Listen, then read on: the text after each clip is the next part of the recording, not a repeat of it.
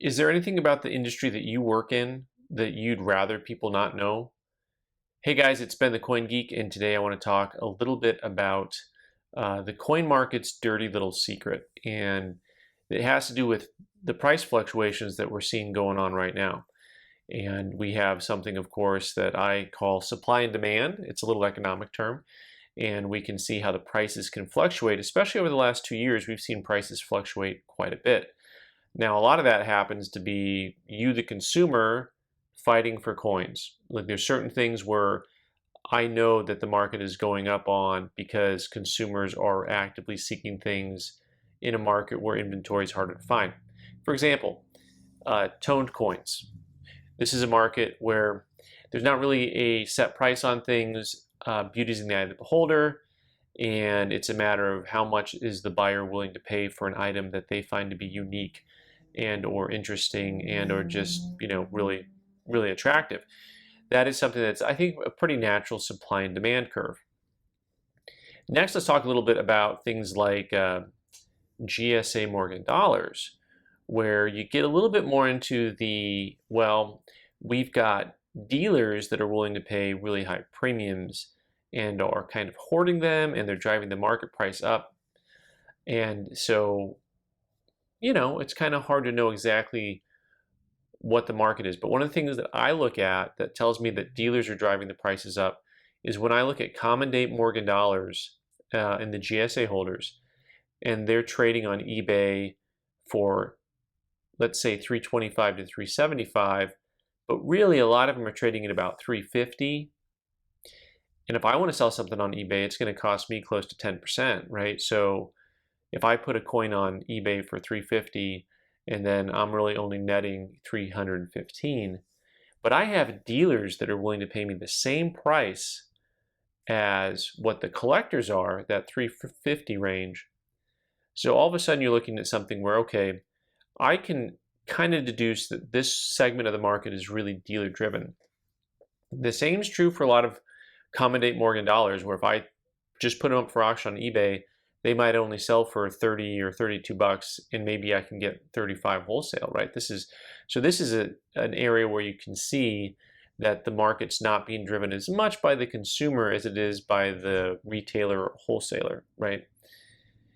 Then there's this, the dirty little secret. This is something that I've talked about quite a few times, and we're going to talk a little bit more about it right here. Restricted rolls of $50. Oh, dude, the casino rolls. Don't forget about that. I mean, you know that these Sands wrappers are from when the Sands was around, right? Wrong. Okay, George. All right, so let's look at this stuff here. For those of you who don't know, at the time that this stuff's all coming out, silver was running somewhere in that $22, $23 range, which means the amount of silver in a $50 was roughly $8, $8.50, somewhere in there.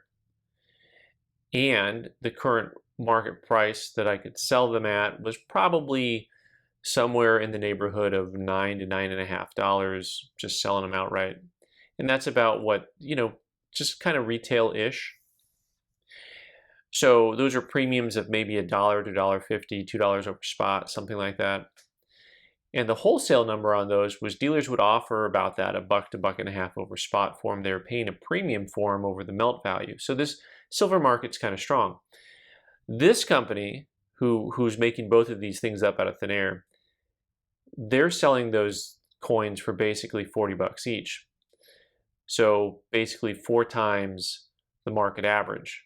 Let's just call the market average 10 bucks and those at 40 bucks, right? We'll do some simple math. So what's happened over the last month or so is I've started seeing dealers advertise buyouts of $4 to $5 over spot for $50. This is not a coincidence. What this tells me is that this company is ripping so many people off at such a high level that major dealers, major auction houses, companies that maybe you wouldn't think of as doing wholesale business, but they do wholesale business, started advertising to their mailer list that, hey, we'll pay $4.50 over for $0.50. For a while, it was only Walking Liberty $0.50 because that's what the one ad was for. But now it's for any $0.50 basically, and it's driving the market up. Now, this to me is a connected thing, right? So the timing, the coincidence of this is not a coincidence. So the dirty little secret here is that all of a sudden, I'm going to sell my 90% for more, especially $0.50, because that's what the market will bear. But the market's only bearing that because these guys are ripping people off. So it's this whole weird conundrum of, well, am I going to sell stuff at below the market value currently just because I don't like what these guys are doing? Well, of course not. I'm going to sell them for whatever the market will bear on my end. Now, what these guys do to me is unethical because well, mostly because if you read the papers, they actually say things that are lies. I mean, that are just falsehoods. But that's just from someone who collected coins for a couple decades. What do I know, right? So anyway, the coin market's dirty little secret is that there are areas of the market that get driven for very short periods of time by people who are selling things at way high premiums. And they get away with it easily because obviously there's nothing technically illegal about what they're doing. I don't like legislating things. I do think it's caveat emptor. I do think the buyer should be aware of what's going on around them, right? So as a coin community, we need to educate people. But also, they're able to do this in lots of areas of the market. Most mail order companies function in a way where they will sell things for 3 or 4 times the market value. And that way, at any given time, no matter how big of an order they get, they can fill that order by reaching down to the marketplace, jacking up their buy price. They don't care if they pay a lot more than what market is because, hey, to them, they're getting 4 times what the market is, so they can pay an extra, 10 or 15% over what the market used to be. It doesn't matter, right? So anyways, there it is. That is the coin market's dirty little secret, or maybe just one of them. There's probably others, but leave your comments below. Let me know what you think. I'm Ben the Coin Geek, and I'll talk to you next time.